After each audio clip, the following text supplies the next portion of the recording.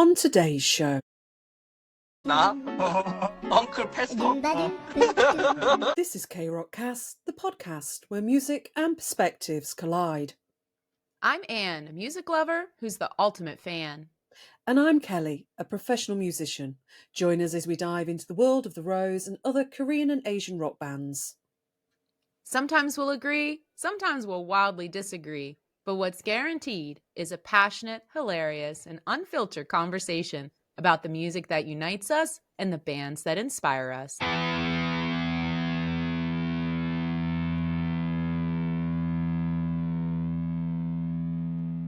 Hey everybody, we're back. You thought we were gone. You thought we had our season 1 wrap up and we were on a break. But Kelly, I guess we can't take a break either, can we? No, apparently not. Because the Rose has to come on live stream to tell Black Roses, you know what, guys, simmer down. It's all right. We're not going away. We're not disbanding. We're just taking a break. So here we are, Into the Backseat.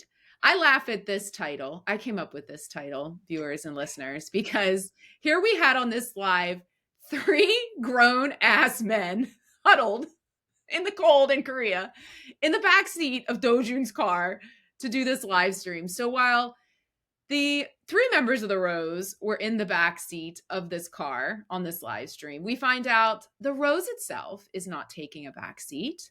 They are just taking a well-deserved rest, getting their business in order, which I think they definitely need to do, and working on new music, which is exciting. So we're going to kind of break down some major information that was shared during the live stream during this Hot Takes episode. So Kelly, why don't you kind of kick us off and share a little bit about the location, which was kind of interesting. Yeah, because it isn't exactly what you would have expected. Not from recent posts, anyway. So we had the 3 stooges sat in the back of the car, because that's the only way I can describe it. Oh, come on, seriously.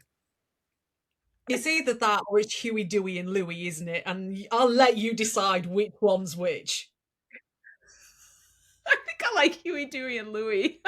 It's pretty out for them, isn't it? It's either that or it's the Chipmunks, which is probably quite apt as well. Anywho, and then Tay was in LA and looking very dapper, may we just add. So he had attended an event with Janet Yang. Of course, the other guys were all huddled in the back of Dojun's car, freezing their asses off. Yeah, and ripping the piss out of Tay in his mansion, basically.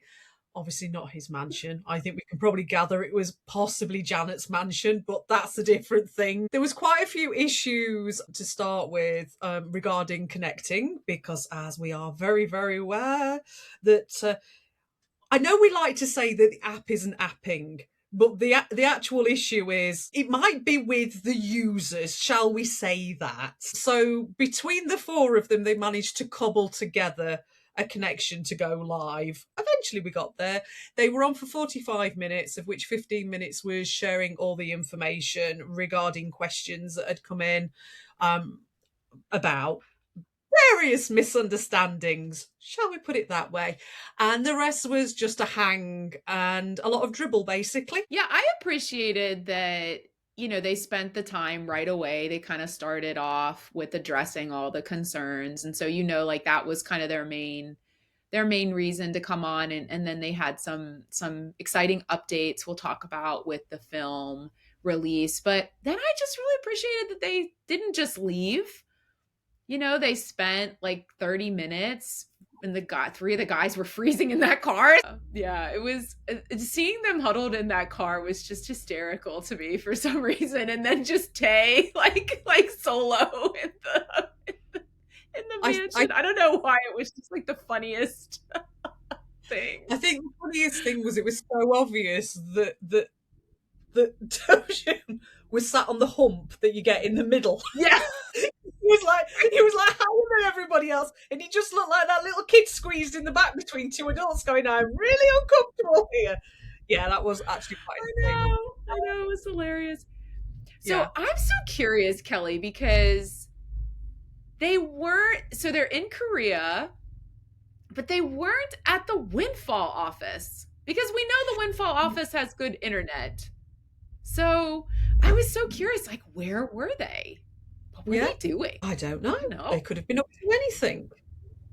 I know. I know. They were somewhere where there's shitty internet. So can you just imagine they probably were like getting on live and they were like, fuck, it's not working. What do we do? Yeah.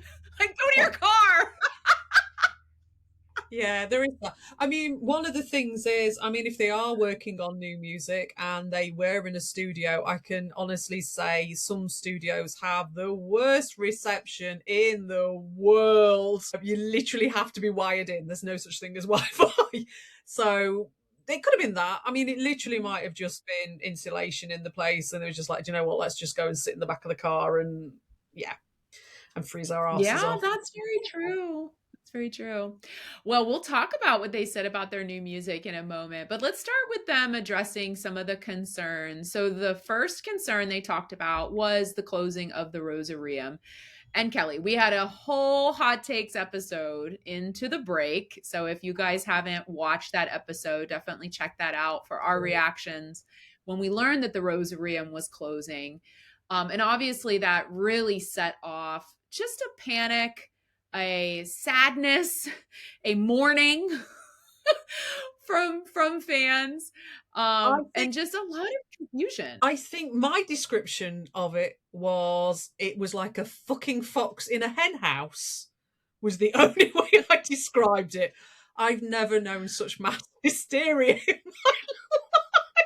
Yeah, yeah. And so the guys came on and talked about kind of what happened. So let's give that a listen. Rosarium. Mm-hmm. With the app, I know we were having many problems and many good things as well, but ending the app and also ending our management deal and everything in the midst of that, there was a confusion. There it was misunderstood, miscommunicated. We were meant to end the app, but we weren't meant to what do you call it? Announce our hiatus, if you understand what I mean, because it kind of seemed like it was like a hiatus, but we're just resting right now. We are just healing ourselves. Everybody looks healthy, like this, and like Jeff. So that's that. So we didn't mean to cause any confusions. We were meant to kind of come back with A better system. exactly. Well, we were waiting to make great announcements and tell you guys all these great things. Had it all planned, but then because of that misunderstanding, I think everybody was kind of confused. Yeah, we were looking into more, better video, better comments, better posting and all that. The fan interaction. We thought that there's a better system, and that was what we were thinking in our heads, and that's the only reason why we closed the Rosarium app, because we thought there's going to be a better system. Kelly, what's your kind of reaction to that? It's still the same reaction that I had to start with. I mean, thankfully, they very rightly said it was poorly communicated. It was poorly worded.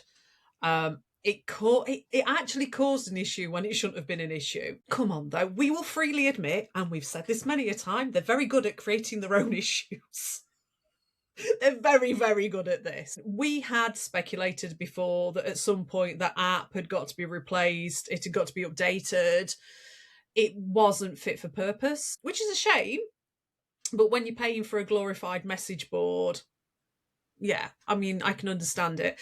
It'd be interesting to see what they come out with. There are lots and lots and lots of apps that are freely available now, which do a similar thing, and they offer better service. I'm really not sure what type of contract they were on and everything else that goes on in the background, because you've got to bear in mind, folks, I mean, we look at it and just say, we're paying for this service, but the guys actually pay for that service to be provided. So they have a contract in place with them that, stipulates that it's supported and obviously the Rosarium wasn't supported in the way that they were expected to. The level of service was atrocious, to be perfectly honest. So hopefully, whatever they go with now is going to be something that is fully serviced. It'll be interesting to see. Yeah. But it's good. It's good to hear. But again, as I've said to you, that email, it could have just been written in such a better way, and not using the headline of "The Rose is taking a break." Yeah. Really, it looked, honestly, it was the type of thing that would have been written on a tabloid. Yeah. Yeah. Yeah, I like I like how you just said it was something that, and I think that's kind of, to me, like how the perspective the guys had too, of like it shouldn't have been a big thing, but it was made a big thing because of that poorly written oh, email that caused yeah, panic. I said this in the end of the break. Like, unfortunately, this has been happening to them throughout all the the time, entire era of all world. the time. And when I reflect on it, it's honestly since they started to probably leave the deal with Transparent Yeah, Arts. Like, yeah. I feel like the more they've gone totally on their own, the more these kind of miscommunication and missteps are happening, right? It's like here the guys have, they have plans in place and things that they want to do to move from this app, and somehow something got miscommunicated, or somebody pulled a trigger they weren't supposed to, or Oh, nobody looked over what was going out or whatever, and these things just keep like happening. I was just going to say, it's just like they don't tick boxes, or they do tick a box because it says you need to tick a box to move along, and he's just like, have you read what involved with ticking that box? And yeah, I think in a future clip he talks a little bit, Sam, and he did talk about like the business um part and moving away from Transparent Arts. And Mm.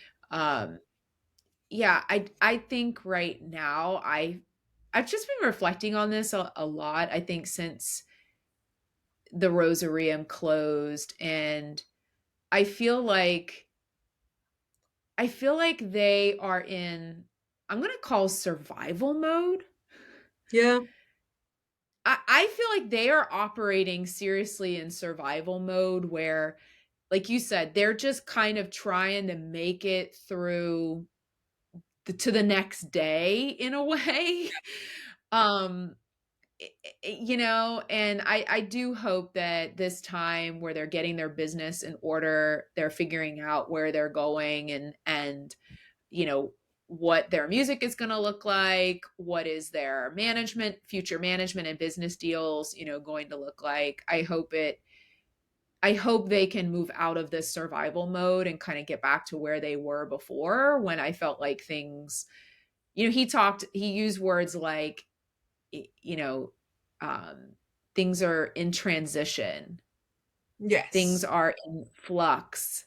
And to me, when I hear things like that, I feel like it just means you've got so many things going on, and it's very distracting, to be able to, I guess, like cross all your T's and dot all your I's, and then these problems, occur. Um, in terms of like the next app, this is so funny to me, but I keep thinking like, in the past, he always ranted when people would complain about the Rosaria. Like Sam would always say, well, the big apps won't let us. And he never said like the name of them, but I felt like I always thought that meant Weavers. Um, but yet Hive America is a producer on the Roses documentary film. mm, So I kind of wonder if maybe that could be a foot in the door, if Hive would think that the Rose is like not too small potatoes for them for something like Weavers. But I do hope they choose a platform that, really that is what that platform does, and doesn't have all the problems that the Rosarium had. They've hopped around a lot of platforms in the past, though. As I've said to you, new toy syndrome. They're very good at Yeah, it. They've never yeah. really stuck to one. So I'm not surprised that the Rosarium's sort of been like everything else. I don't know whether they're big enough for Weverse. I don't necessarily know whether or not a lot of the fandom would be happy to pay those prices as well, because from my understanding, it's quite expensive. Oh And yeah. It's not if you cheap. are if you are paying for that level of service, I'm sorry, guys, that level of service comes from you. That doesn't come from the app. That's why, I Mhm. mean, like BTS, how often are they on? If Oh, you're on they're on Weverse, constantly. they're on like Mhm. nearly one of them on nearly every day, isn't there? There's always something going Mhm. off. You can't Yeah. say I'm going to go onto Weverse and we're going to give you the same level of service we were doing on the Rosarium. It's like, dude, that ain't happening. I don't know whether they'd go down that route. I think there's one called Backstage, which is a Mhm. decent app. So they might be looking at something like that. That is very good for streaming. It automatically records. I think it has auto translate and all of that type. I'm not saying the translation's perfect, but it does have things like auto translate and bits and pieces like that in it. So that might be something that they're looking at as a difference, maybe. Yeah. I think the point you've made in the past of them moving from platform to platform, I thought about that a lot too after the Yeah, Rosarium closed. And, I kind of reflected and realized um that is just kind of what happens. And I think for me, just myself, and this might be the case for a lot of the fans, because so many fans came and discovered them in 2023 and 24 when the mm, Rosarium was opening and yeah, blooming.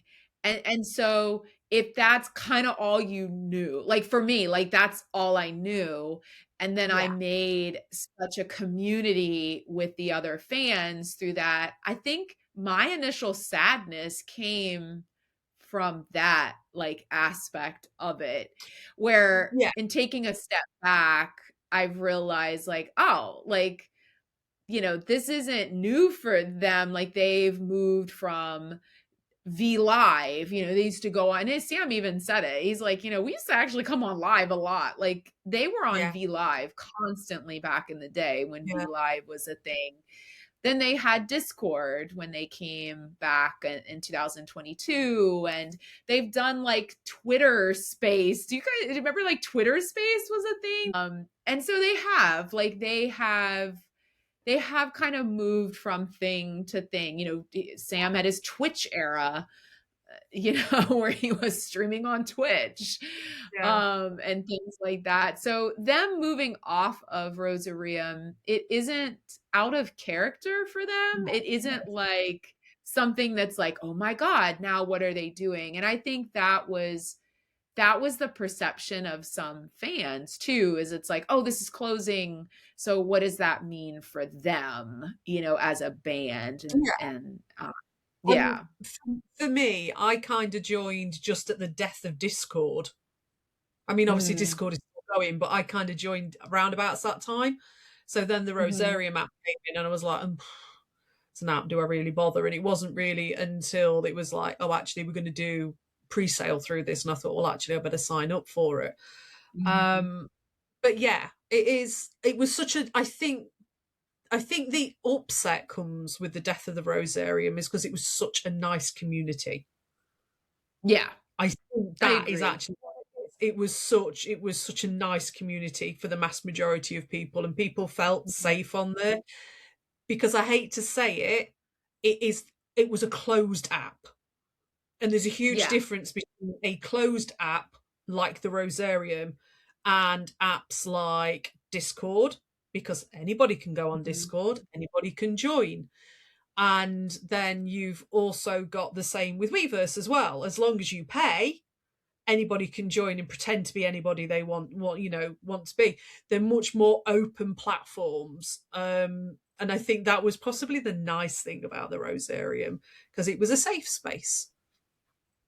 Yeah, I mean, on Weverse, it's not like you're gonna have a Rose member. Like, you're not gonna have a scammer saying, "I'm Woosung," you know? So, I think Weverse is a closed space for the artists. You know you're Yeah, talking to the artist, at least for yeah. that one. I've heard a couple of horror stories, but I think you could get them anywhere. But I think that's due to the size of Weverse and Mhm. how many artists are on there and how many fan bases are covered.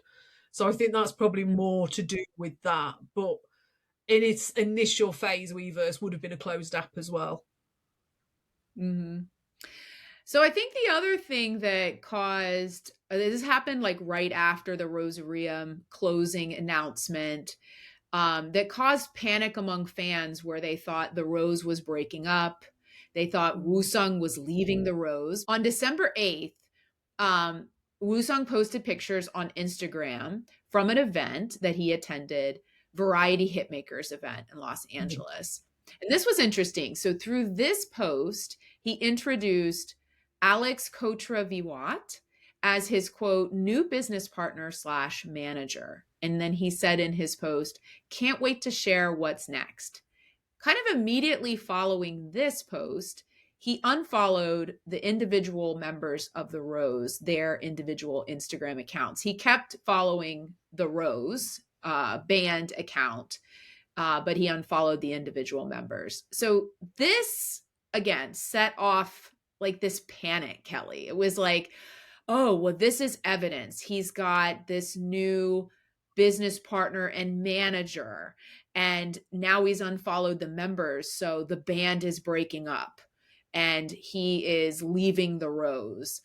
And so he addressed this on the live as well. And he said, and we were putting this out because people were coming to us again, like they do, Kelly, right, in our DMs on Instagram. They were asking us what was going on with this, and so you and I knew that this is his behavior when he's getting honestly ready to do something solo. This is Normally, yeah. kind of what he's done over the Yeah. years. Mhm. Not saying he's going to do so. I don't know if he's doing something solo or not. I don't want to put, misinformation out there. And so he admitted that he's done this 4 or 5 times in the past, and it doesn't mean anything. It doesn't mean that he's leaving the band. It doesn't mean he doesn't love the members. It's just something he does. Now, he didn't say necessarily that he's doing anything solo. He just kind of said, hey, this is something I've done in the past. Like, it's not abnormal. I feel like, unfortunately, with fans, like, it just showed how people read too much into things, you know what I mean? And the speculation starts and Mhm. the drama. Mhm. And close your ears. Put your fingers in your ears for me, sweetheart. Please. Why? Please, because I'm going to say something. Okay. This is Editor Cal. I would all like you to pay close attention to the expression on Anne's face as she tries to work out exactly what I am going to say and whether or not I will get us banned from YouTube. As we are well aware, Sam can be a bit of, and I'm going to call him a very British word here, a bit of a knob. Every now and again, he does things that anybody in their right mind would think, this might actually cause a bit of confusion. No, folks, this is a very normal Kim Woo-sung thing to do. He just likes to throw kerosene on the bonfire every now and again without even thinking about it. And yeah, he has definitely done. I think he did this before 4444, didn't he, as well, if I remember correctly? Yeah. I mean, you think he did it on purpose to stoke things. I don't think so. I think it's a Oh, no, way. no, He's talked about this in the past. I'm not saying he's done it on purpose. I don't know whether he's that calculating. It's just now every now and again, the dude don't think. the brain cell here don't connect with the brain cell here. And I think every now and again he'll just, but I do this. And he seems to forget that a lot of their audience are female and a lot of women overthink things. And that is no slight against any of the ladies that are listening, because we all do it. And in fact, quite a few men do it as well. But this is why people got so freaked out, because it was like my new manager and my new business partner, and I've just unfollowed everybody else. Mass hysteria, round 2. 2 Mondays on the trot, mate. 2 Mondays on the trot. Thank you very, very much. I really appreciate it. Thank you. Yeah, I was going to say that, from my perspective, when he does this, like the reason behind it is I think he purposely separates the persona of Woo-sung, his solo persona, Yeah. from that of his persona as a member of the Rose. Yeah.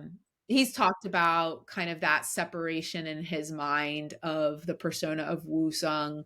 In the past, he also uses a different stylist than he doesn't kind of overlap in a lot of ways there's with that. very He likes to keep it definite, distinct. there's very definite separation. I mean, even down to the fact that at the variety show, he was styled by Kendrick, who normally does all of the styling for his solo stuff. I mean, it might just have been the fact that he was, over in LA. It's easier because I believe she's based there.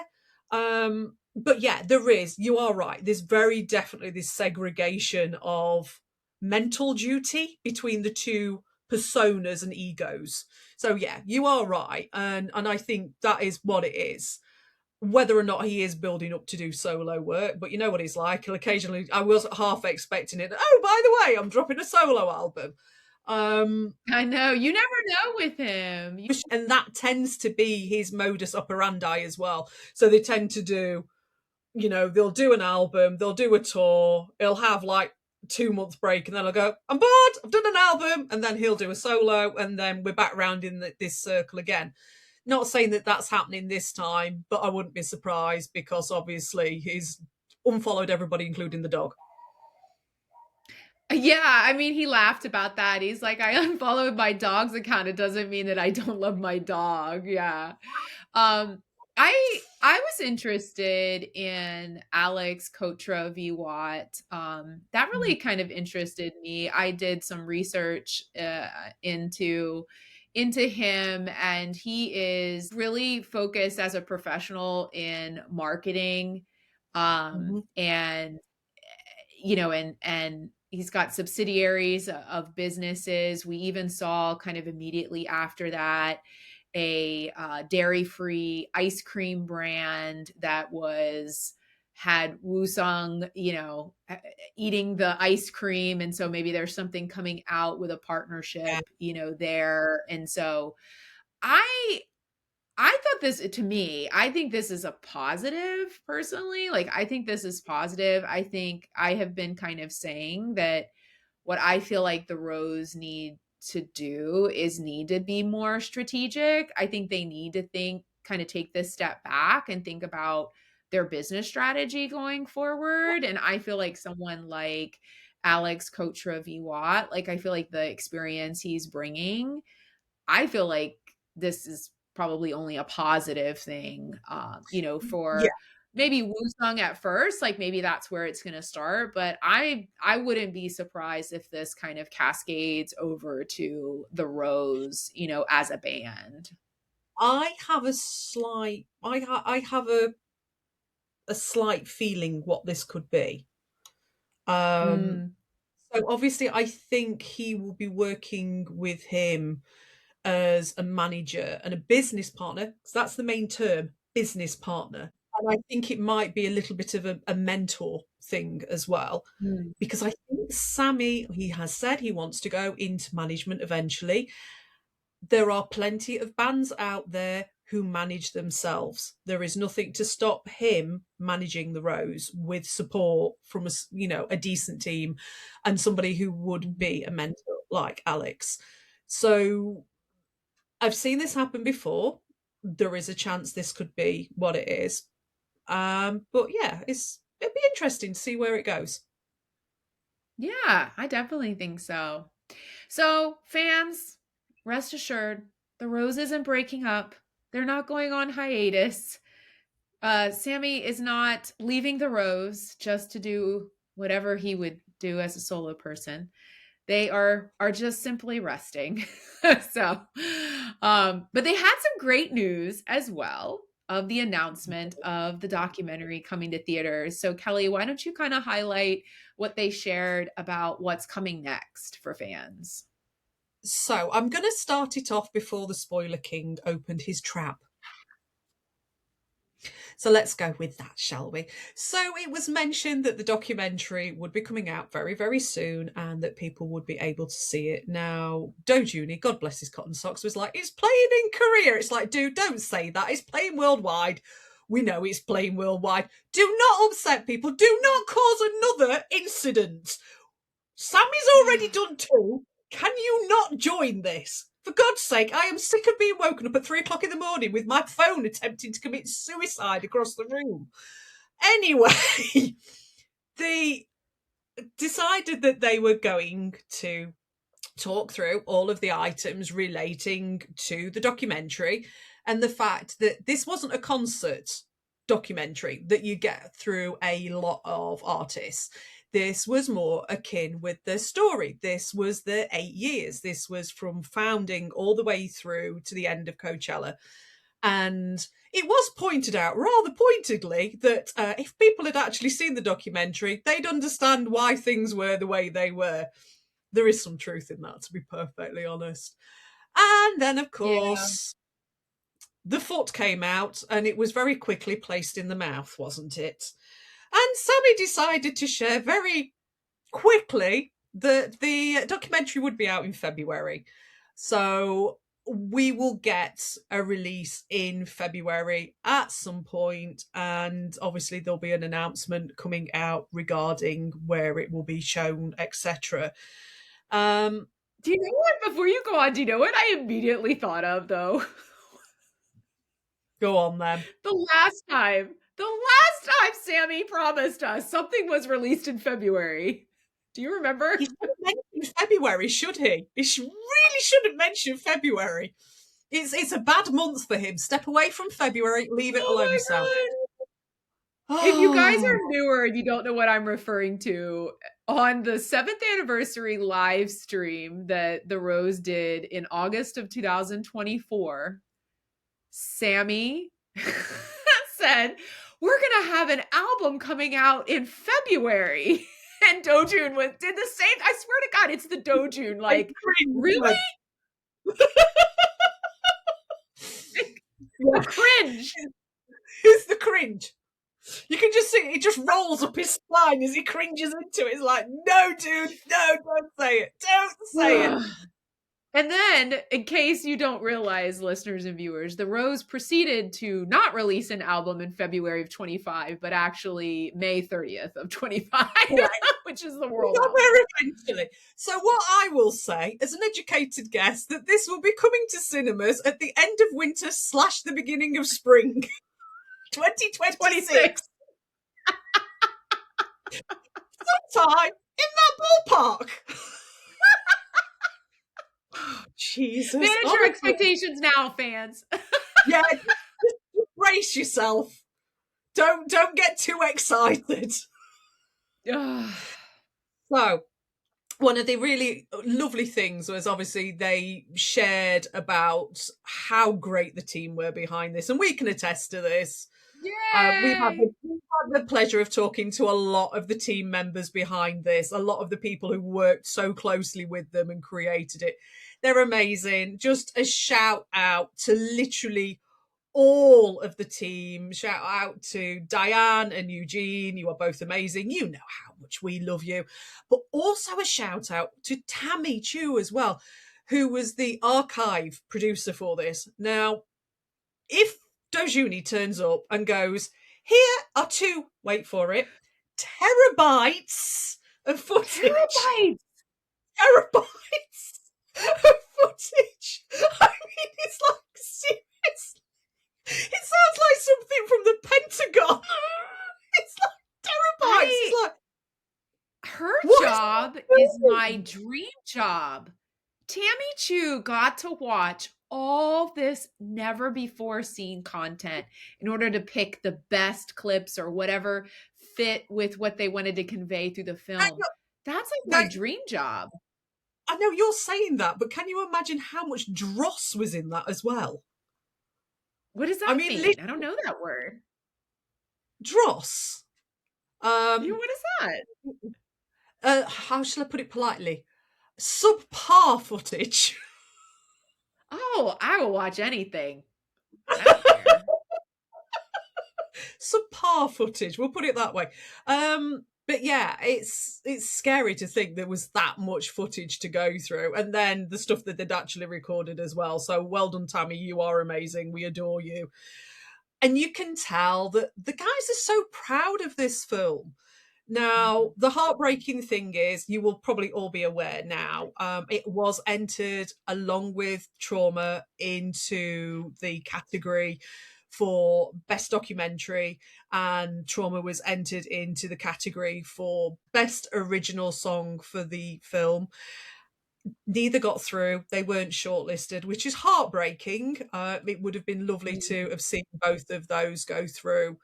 However, I must admit they were up against some stiff competition this year. Very stiff competition. And I hate to say it, the Oscars are quite political, and they like, there's certain, how should we put it, there were certain documentaries that filled the same pigeonhole that they would have been filling, that ticked the political box, and the same with the song as well. I hate to say it because this is going to sound terrible, but if you're up against K-pop Demon Hunters, which is in there, are they going to put forth another Korean entry as well, which is horrible, and it says something about the state of the film industry and the award industry if that's where we are, that we're literally sort of ticking boxes, and you know, we can only have one of those and one of those and one of those, and they class that as representation. I think that's disgusting, but that's by the by. But honestly, to get to that point, well done, guys. Well done, team. We are so proud of you. We've both been lucky enough to actually see this documentary and can attest that it is fantastic and well worth seeing. Yeah, congratulations even on to the Rose, but also the crew and the production team of just kind of being in consideration. I was sad, but I'm still proud, of them. So to stay updated on the release of the film, if you aren't following the Rose doc on Instagram or TikTok, definitely give them a follow so you can kind of stay updated. Their handle, it'll be in the episode description, but it's at the Rose doc. And then they have a great website, therosedoc.com. You can sign up on their website for email updates. You can stay in the loop. And there's also a digital teaser poster. So I think the guys mentioned kind of like a little gift or something like that in the live stream. There is a digital teaser poster for the upcoming release in February. I noticed it does say February on the poster. So maybe Sammy was accurate in the date. Well, you know, he's not blowing smoke out of his arse for once. Maybe for once he got it right. All right, let's move into the next segment, Kelly. This is the exciting news I wasn't expecting, that the guys are working on some new music. So let's take a listen. No confusion, guys. We're working on music like at the moment. The Like, new music. yeah, and we want to do things officially where like when we have the music ready, we want to come out with like a plan to tell you guys in the most what do you call it? Best way. Best structured way. Yeah. But because there's so much confusion, we are here. Yeah, but we want to say we need time, guys. We need time. We need time to make some music, do whatever we think that it's going to be cool. Yeah. It's a lot of changes. right now, especially with, we had a great 3-year run with our management company, and now that that's all ending as well, that we just have a lot of changes and things that we need to adapt to, and that's what we're doing. Yeah, so don't worry, Be happy. be happy. Everyone, yeah, don't worry, be happy. And we will come back. Yeah. First of all, with the documentary first. Yeah. Look forward to that, because I think that's gonna be the only thing coming out until our next thing comes out, whatever that is, right? So like in February, the documentary is coming out. We are just even with the title of the documentary is "Come Back to Me," so yeah, come the rose come back to me. back to me, come back to us, guys. I love how that ended with Jeff's face, like right in the. I didn't mean to pause it like that. Sorry, Jeff. You're still beautiful. So yeah, I was surprised at this, Kelly, because like I said, I kind of wasn't expecting them to say they were working on anything. What's your reaction to hearing that? Surprise. I mean, as a musician, you're always working on something. There's always an idea in the back of your head, whether it's a lyric or a melody or whatever else. I don't think they can sit still. But the thing is, it's about getting the right tracks together to do a release, and you need time to do that. And that is obviously something that they need. You can't just push music out left, right, and centre. I mean, Dojun said that they need time to make cool music. I think what we both think he means by that is quality music. And yeah, that does take time. You don't just write a song, or should I say, you very rarely write a song, and as soon as you've done it, it's fully formed. It's like modelling with clay or creating a statue out of stone. You have to keep chipping away at it till it becomes fully formed.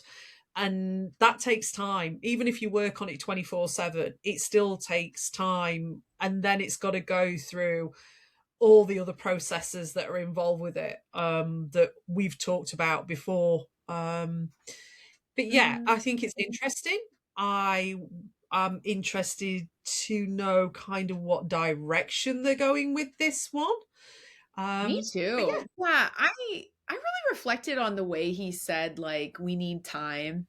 And it made me think that I feel like today in the music industry, and this comes from, I think, the industry itself, but also I think we've talked about this. It comes from the demand of fans and just society today, that they always want something new. And the pressure that it must feel then to feel like you continually have to pump out music. Yeah, it's one of the weird after effects of streaming as well. So streaming's got this thing of like people listen to multiple genres all the time, but you are only as relevant as your last release or the last connection that your release had. And you end up in this cycle of having to keep producing to remain relevant. Whereas once upon a time, the sort of like, if we're looking at the 90s, the cycle of music would have been release an album, work on an album, release an album. That could take 2 years. Tour an album, 3 years, start working on another album.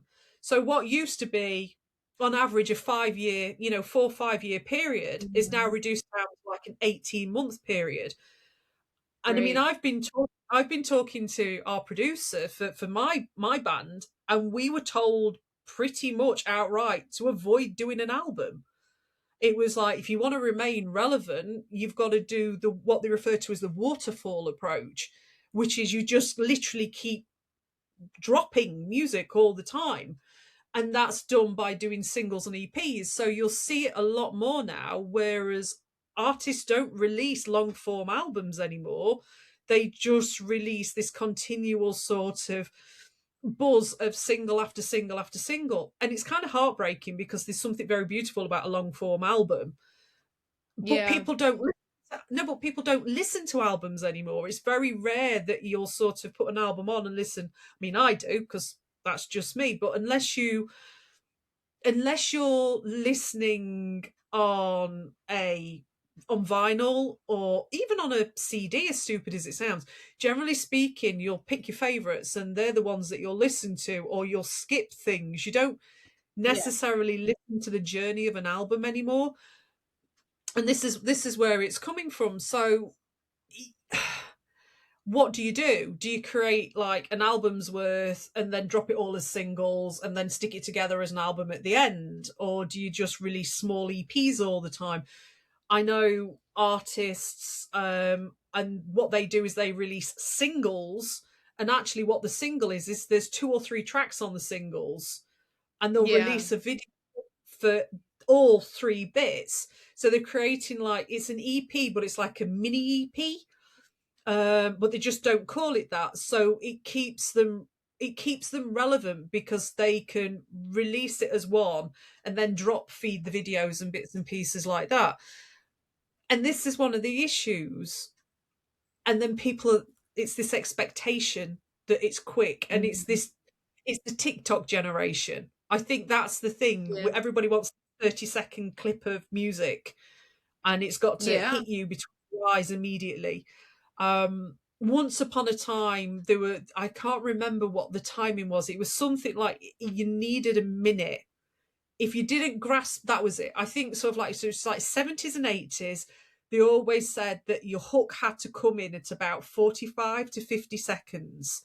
That's now dropped. We're talking the hook has to drop within 20 seconds. That's insane. Yeah, so everything, it is insane. Concentration's just gone. I know, it is insane. I have a few different thoughts about that. I think of some of the interviews we've had with our artist spotlight interviews, and I know Francis Doom spoke to this, and I feel like maybe Anson did, of this current era in music. It's so easy to create music and distribute it that you just have so much poor quality music out there. Like, it's harder to find like real quality music anymore. And that's kind of what I think of. I think of this pressure to just, you can put a song out, but it doesn't mean it's a quality song. Right. And if you're an artist that wants to either make sure you're putting out high quality art, or you want to tell a story, and I think personally, the Roses albums all have an arc and a story, particularly as we have gone through, their work. We haven't done Heal as an album. We haven't done Duel as an album, but the other ones that we've done, there's cohesion and there's thought and there's a story they're telling through the songs they put on there. And you've said this before, in order to whittle it down to, 6 songs, 8 songs, 10 songs, you might have, double that you're weeding it down to, in order to find the ones that fit the most. So yeah, I think it goes back to, they do need the time. And even if they're releasing something next year, mid-year to maybe end of year, that is, even if they're just working on it now, not even that much time, for them to really put it all together. So yeah, just kind of taking a step back and, realizing like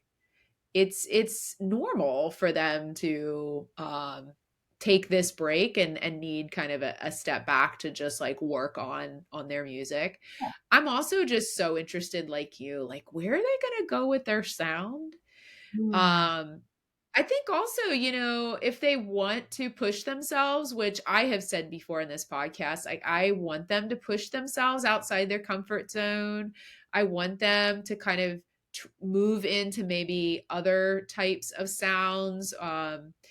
in this next kind of stage of their evolution as a band. And again, I think creativity, it takes time, or you need to be in the right place or have the right creative partners. Maybe they're looking around for new creative partners for this next stage too. And so again, all of that kind of takes time. And inspiration comes in weird places as well. Inspiration Yeah. is one of those things that just hits you in the most insane places. You might be putting petrol in your car or something ridiculous like that, and you're like, oh my God, I've just had a genius idea. And all of a sudden that starts the ball rolling.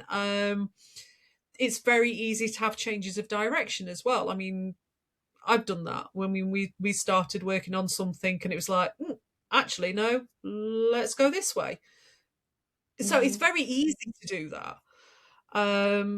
So yeah, I do get it. I'm very interested to know what happened, and I know you are as well, what happened to the shelved album. I've got theories. I've got theories on that, and I think that might relate primarily to their partnership with Transparent Arts. Because if you look at Dual, there's certain songs on Dual that Transparent Arts are down as a featured artist on. It's not saying that they're on there or anything like that. I mean, technically, you can be a featured artist if you're playing the tambourine. Stupid as that sounds. Crazy.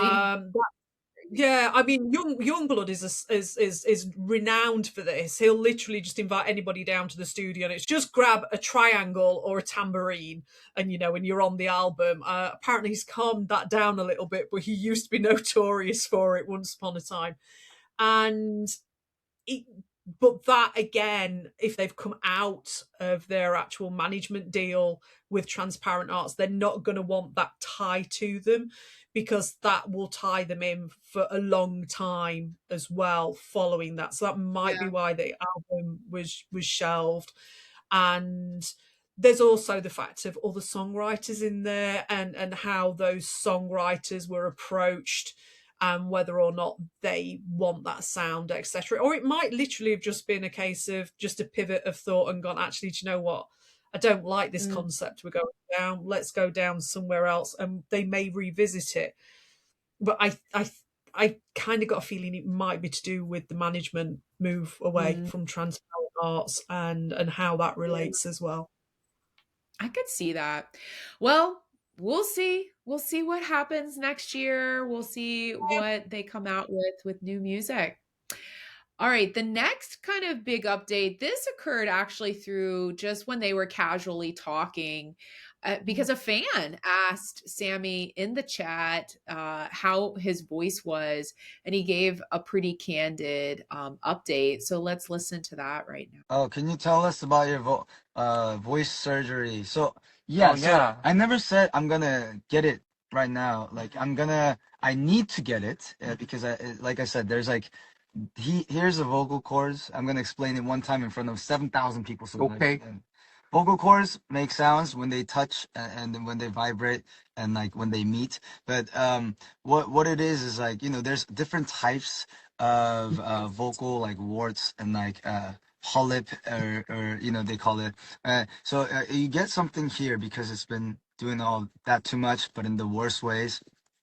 And then what happens is because I have something on my vocal cords here, it doesn't stick to make the sounds it should. So all this air is going out, right? So I should theoretically remove this, and I'll be a smooth motherfucking singer.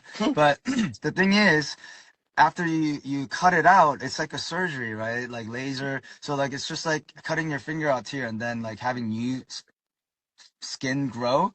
But it's gonna take some time if I do get the surgery, and there's still a risk of my voice changing and all those things. So I'm not gonna go through that as right now. I'm going to the doctors and hospital, and we are figuring out ways to heal it in the most natural way possible. So yeah, I'm not getting the surgery now until I really need to. Oh. So yeah, I just went to the hospital yesterday to hear, and it's getting better. And then there's like other things we could do, and it's no, don't worry, It's gonna get better. Yeah. Okay. Don't worry. And plus, to tell you the truth, Mhm. I've been dealing with this for the past 2 years, and I've done like A lot of stuff. a lot of things on that condition. So like what you're seeing now is me with like 20-40% voice capacity. Like all the shows you saw in the past 2 years, I was dealing with that, and but I was great. So Cool. Ellie, I feel like what honestly really hit me was when he said he has been singing for the last 2 to 3 years at 20 to 40% voice capacity. Like, I was just like floored. Floored. Like, that's This so doesn't low. happen. This doesn't happen overnight. This isn't, you don't just wake up one morning and it's like, oh, my voice isn't working. This is a gradual thing and it gradually gets worse. I think his 20% is a slight exaggeration, to be perfectly honest. I Oh. think when he's at his worst, he's probably 40, to be honest. A lot of Mhm. it is more to do with lung capacity than actual vocal cords. That's actually, you can kind of imagine it. This is a very bizarre way of describing it. But if you have a bottle of fizzy pop or soda for the Americans, and I was like, you fizzy have pop. fizzy pop, and you have a cap on it, and you shake it up, that gas has got to go somewhere. Mm-hmm. But it won't go anywhere if the cords are shut. So that's fine. Whereas if it's got a hole in the top of it, the gas will escape through. This is basically what's happening. So when he's singing, because the cords aren't connecting as they should and it's not allowing the full vibration, air's escaping through. So it's basically like a fizzy bottle with a hole in the cap. We're not talking, I mean, it's not anything major. For the love of God, I wish he hadn't said the term warts when he first described it. It's a polyp. I know. Why did I? Oh my God, this is so awful. I was literally like, Woo Song, for God's sake, what are you doing in Las Vegas? Are you turning tricks on the corner? Because that is. Is he talking about an STD or what is he talking about? I was like, dude, it's not a wart. It's not a wart. No, it's a nodule, a polyp on your vocal cords, not a A wart. polyp, Tongue. a Like, callus, anything like it's callus, not a wart, dude. It's anything not but a a wart. wart. I know. Like, I was like, see, I mean, he did that. I mean, I was so glad nobody was actually watching me at 3 o'clock in the morning, watching the damn thing, freezing my bloody arse off. He said that, and I literally just face planted. It was like having Anne in the room with me all over again. I also understand him though, not wanting to get the surgery yet. Surgery is the last resort. It sounds terrible. Surgery does work. John Bon Jovi's just had it, but it's taken John Bon Jovi nearly a year to recover to the point where he's healthy enough to go out on tour and do it. It can change your voice ever so slightly. It can alter tonality ever so slightly. So you might end up slightly raspier, or your voice might be slightly higher, and things like. Generally speaking, you end up slightly raspier. So I mean that won't harm him whatsoever at all. But there are lots. I mean, we've run through this, Anne. How many times have we run through vocal cords and nodules? There are loads of things that he can be doing to look after his voice, to maintain it longer, that are natural ways to deal with this. There's so many things, just cut the abuse, just look after, make sure you rest. Saline, all sorts of weird and wonderful things that can be done just to help. But yeah, I mean, you've had multiple episodes where you've gone into a lot of great detail from your background I've and done a knowledge. full scientific breakdown of this, which is why I know it's I not just what. I don't know. I just feel like he sounds like he's going very regularly to see Yeah, he will. his set of doctors. Yeah, he will.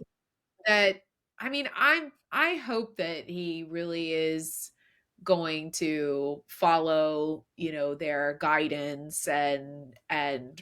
truly take it seriously. I hope that he Is does. the actual sort of guidance they will be giving him is quite boring. Nobody wants that. But saying that, for general health, actually, what they're saying just for general health is the best thing to do. Yeah. Yeah.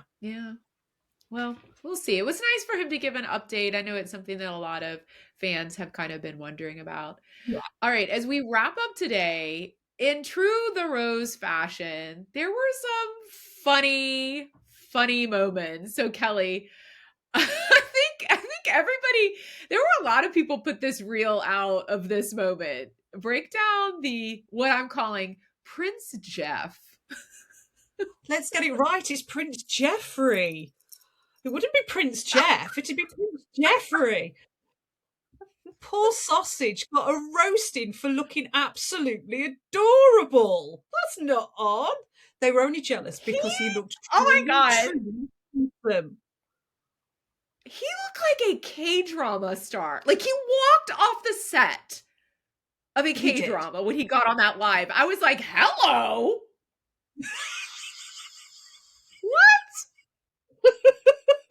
I think this was the moment in time where Anne was a bit like, why don't I have any footage of him at the show? I have decided, viewers and listeners, I'm in my era of Jeff. Oh, God. All we've the done everything Take Him biases out there, hit me up. Give me all the best Jeff content. I'm taking this break to just go into my Jeff era. Oh, is that what we're calling Decided. it now? Your Jeff era? It is. Okay. I'm in my era of Jeff. Okay. I love you. You weirdo. Poor Jeff. I'm sorry, Jeff. Little does he know. I'm so sorry. Sorry, Take Him. You're stuck with me now. I'm sorry. Go into the joke that was Prince Jeffrey. I took us on a tangent. I don't even know anymore. I think we should just play the clip. All right, let's play it. I'll leave it to Anne to go sus. Since when is Jeff becoming more beautiful? Oh, every day. It's every day. Yeah, ever since he was born. Every night, every day. Yeah. Yeah. Wow, thank you. Do you sleep with that outfit? Yeah. What do you mean? I think so. Yeah. I'll wear nothing when I sleep. Just kidding. Just kidding. It's I I'm don't joking. imagine that. Oh, everybody's imagining. Jesus. Okay. Today, it's my first time. I did horse riding. Oh wow. Oh. Yeah. It's so great, With that outfit? No. Prince Jeff. Yeah. No. I love them so much. Ajun. Why With are that they always- outfit. Why are they always so mean to the little Mackinac? I know. And then like just to top it all off, there's Dojun changing the filters. Just randomly changing the IG filters. It's literally like sitting with hyperactive kids, isn't it? It's like, oh, it's snowing and we've got rosy cheeks. Let's go black and white. Oh, it's the 70s Polaroid photo. It's just like randomly playing with all the filters while this like chaos is like swirling around him. Oh God. That part was so funny. Do you It's sleep so- in that outfit? I just What do love you the fact He goes, what do you mean? I just love the fact that I was like, no, I sleep in the nude. And it was so it was just so quick. God bless him. It's I like, know, there thank you you. go. He's always coming with those, isn't he? He's coming with those Oh, yeah. daggers. Yeah. I mean, So you have good. to. Literally, he's always got 3 of them ripping the piss out of him. Literally all the time. So, I mean, you've got to be a little sharp with these replies. That is so true. That is so true. Okay, so the other hysterical part. I'm laughing. I haven't even shown the clip yet, Kelly. I can't with this one. Funny I part. can't with this one. Uncle Pester. Let's show the clip. Oh shit, this part is so fucking funny. Why is bro in the middle looking like Uncle Fester? 나? Uncle Pesto. Who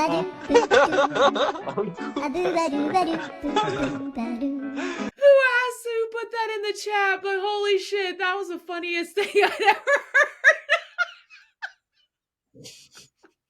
Now, the worrying thing is, you've put the old Uncle Fester in there. You've not put the new Uncle Fester from Wednesday in there. I hate to say it. Maybe they might be onto something. If it had turned up and it literally got the motorcycle helmet on with the dog ears, I would have been so impressed. Oh, so funny. I know.